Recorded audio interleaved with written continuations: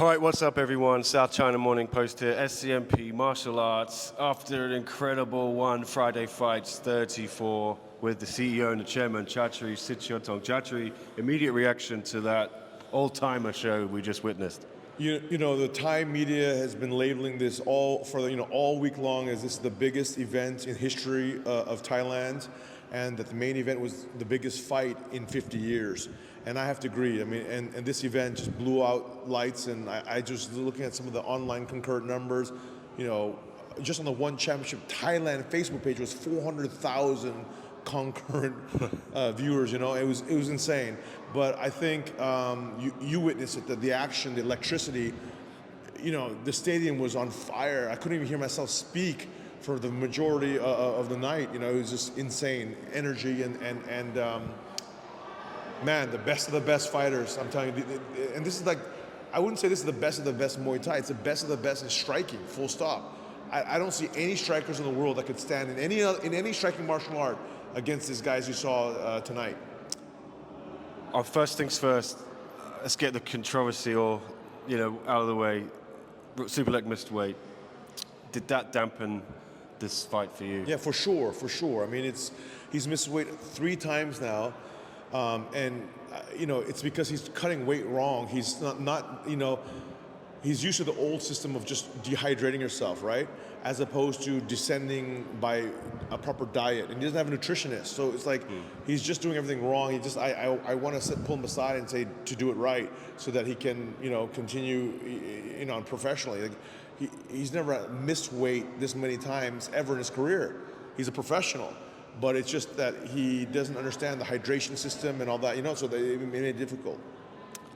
Yeah, I was speaking to Liam Harrison here earlier, and he said when he was training with the Yokkao, he was shoveling rice down in the week of a fight. Yeah, exactly.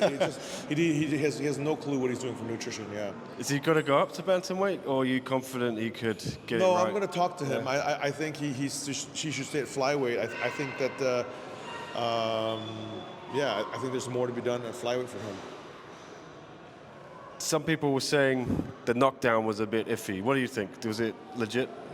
Second round, it seemed to swing the fight for Superlek, I would say. So I think I agree. I mean, it was a half off balance, half elbow. So and Rodtang wasn't hurt, obviously, but it, these things happen in the spur of the moment, and the ref thought it was a knockdown. So. It's not that I would say, no, it's not a knockdown. It was a knockdown. Yeah, then it is a knockdown, And some people thought it might be a draw, if that would be a 10-8, and then Rodtang won rounds 1 and 3. Could you see that being reasonable? For sure. I mean, the fight was so close. Like you said, in some people's eyes, it was a draw. If it was a draw, it would have gone to Rodtang because of the cut on Superlek's head. Because then you go by the criteria that we use for damage and stuff. But it was nevertheless a very, very close fight. It was very close, and I think I heard you say in the scrum there, correct me if I'm wrong, you want to do it again in Qatar? Yeah, exactly. So I want to do a rematch, and this time for the belt, and I'll get somebody to I'll recommend a nutritionist for Superlek, so he has time to descend properly, cut weight properly, and then do a 5-round best of the best again in Qatar. Well, that should dispel some conspiracy theories, because a lot of people were wondering if this was rigged. You've made Superlek miss weight on purpose so Rodtang could not lose the belt. What do you think of those people? I think it's very, very stupid, because you just saw Rodtang, you saw Rodtang and Superlek. I mean, going at 100 miles an hour for every second of the fight. Superlek is a professional. He has pride in his work, and to say that he missed weight for any other reason except that he has and he's missed weight 3 times. It's not like, and his last fight, I think he missed weight with Takeru, right? He did, yeah. He just missed weight, same thing. So he just hasn't adapted well, or hasn't done the knowledge to cut weight with a hydration system. I think that's the main issue. And if it had gone 5 rounds, do you think maybe Rodtang would have the upper hand? Yeah. You could see in the 3rd round, Superlek was completely gassed, trying to hold on. So had the fight gone on, if it was a 5 round, and the irony is that you know, when Superlek missed weight by 5 pounds, you know, we talked to both camps, and we wanted to keep a 5-round fight. And actually, Rodtang's camp said, no, we don't want a 5-round fight because he's so big. Because, you know, 5 pounds is a lot to give. So it's like, no, he's so big. We'd rather a 3-round fight. Oh, dear. So I think they made a strategic error. Well, yeah, sounds like they did, Yeah. but hopefully, yeah, we can get a rematch. So Qatar, you said to me before 5 title fights. Anything else you can give us now? Any updates on Qatar? No, we're making the card. The card is forming, and it's looking like an unbelievable card. Next 2 to 3 weeks, we'll probably announce it, and when tickets go on sale. Yeah. Okay. And there's still some big events before that next week. Yes. Back to Singapore. I think, you know, the main thing there is Angela, and she made some very brave, crazy, shocking revelations last week. What was your reaction to all that, and did you know before, or was it? Yeah, of course. I mean, Angela and I talk very, very often, and actually, the morning after Victoria had passed, I think that Victoria passed away in the night. Angela called me and, you know, sobbing. So that's how I think I was the first person out of her family that she called, and. I was taking my first vacation in 13, 14 years in Europe at the time. And, you know, just the image of Victoria and all that, I don't know, it was very devastating for me. And a couple months after that, I flew to Hawaii. I met up with the family and went to Victoria's resting place, final resting place. And then, of course, this whole process of Fight Story, and Angela and I would be talking almost every week about Fight Story, and about, you know, eventually, you know, she broke the news to me that, you know, she wants to come out with her story, but also with Victoria's story. And she asked if I could be a part of Fight Story. So yeah, I'm joining the board. I am joining the board of directors of Fight Story, and Fight Story will be part of One Championships initiatives as well. You know, as I said, you know, since day one, One Championships has been about, our mission has been to unleash real-life superheroes who ignite the world with hope, strength, dreams, and inspiration. And Angela Lee is a superhero, and she's using her voice now to give hope, strength, and inspiration to those who might be suicidal, who have mental health issues, like, you know, and she wants to make this world a kinder, more compassionate, more loving place. And yeah, so all the interviews I've been giving for the last 10 months since Victoria's passing, I knew the truth, but I obviously didn't say anything. It was not my truth to share, right? Yeah, and. But I think, you see, for those of you who know Victoria was a very, very loving, sensitive, kind, selfless person, okay? Truly selfless, just always thinking about other people. That's just how she was. And when I first met her, she was only 9 years old or something. Maybe it was 11 years old. Yeah, no, she was 11 years old, I think, yeah. She told me that she wants her life to mean something, and she wants to help others and make it a better place, the world a better place. And so, even though Victoria has passed away and lived only 18 years, you know, Fight Story was created, it was inspired and created because of Victoria and Angela, and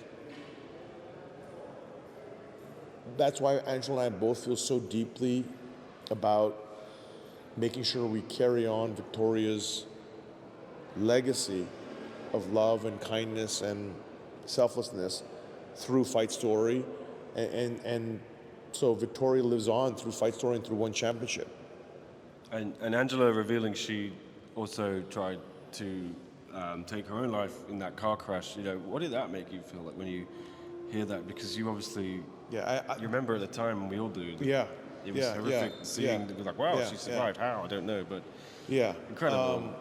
Yeah, her car rolled down the mountainside, and so she only told me that, I don't know, 6 months ago when, the whole grieving process with going through Victoria. She and I spoke a lot, and then she told me that, and I was obviously floored.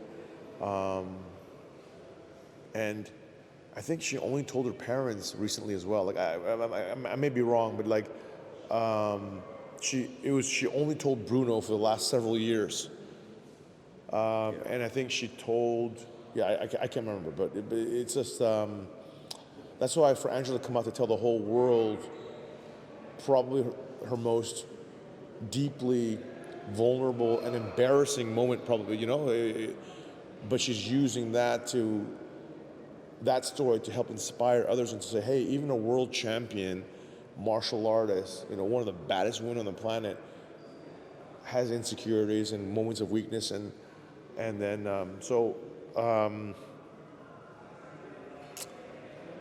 I'm very proud of Angela. I wish Victoria was still here, but using the pain and suffering of Victoria's loss and channeling it into something beautiful and bigger in terms of helping the world, I think is exactly what Victoria. And I told when Angela came out with the news, broke the news, and the video came out, I said, Victoria's smiling from above and probably crying with happy tears because, you're helping the world in the way Victoria said she wanted to help the world. Yeah, and Angela will be there next week. Yep, next week she's coming. Some big She'll be at the news event as gonna well. break. Yep. I won't push you for. Yep. I know you Yep. can't tell us. Yep. But other than that, what are you looking forward to most in Singapore? Ham and Stamp, I imagine. Yeah, I think Stamp and Ham, but also the fact that we have 3 world title fights, female, and again the only global organization to do something like this, and like we had, I think a year ago, exactly, or maybe it was a couple years ago, when we had the all-female card, right? So I think that was 2 years ago. But we're always innovating, pushing the envelope, and making sure that we're using our platform, our voice, for a better world. I just went to Superbond's gym today as well, and he showed me the x-rays. He's been to the doctor today, and looks like he's going to be out. Everyone was saying he was ducking to one side, but it's legit. Did he say how long he's going to be out? Yeah, so he needs 3 more weeks to rest, and then he can start training again. He's already been resting for 3 weeks, and then he wants to do it in Qatar in December, I think he said. So what about that? Yeah, I think that's also a great opportunity. Yeah, I wouldn't mind doing that. I think that's a fight that everyone wants. 6 title fight. Yeah, that's a crazy fight too. Okay. And Takeru's in the back there now. What's the plan for him then? Any update? Well, we're going back to Japan, and so we don't know whether we're going to debut him in Japan yet or whether it's going to another country. We have a lot of plans for Takeru, and obviously he's the best of the best in Japan, and he's jumping up a level to come to the best in the world. So let's see how he fares. There's a lot of killers in that division, and they all want a piece of him as well. So yeah. He's going to have his hands full. But again, Takeru he's unbelievable. So I think he ranks amongst the best in the world. The question is whether he is the best in the world or not. We'll find out. And you just said back there as well, Liam Harrison and John Lineker, you want to do special rules striking in January. Yeah, so they actually accepted the fight, but then Liam couldn't do it because of the doctor. So I think we might do that in January. I don't know when, but we're always pushing the envelope, innovating, and next week we have our first special rule fight. Again, it's essentially boxing or dirty boxing, right? In 4-ounce gloves, which is again a spectacular product we came up with. Just like our submission grappling product or Muay Thai product, we see what's out in the world and we try to tailor it and make it very customized and something that we believe will entertain the fans and bring out the best in our athletes. Hey, what's going on, everybody? Dom Lauer here from One Championship. You are tuned into the best damn martial arts news outlet anywhere in Asia. SCMP Martial Arts, baby. Give them a follow.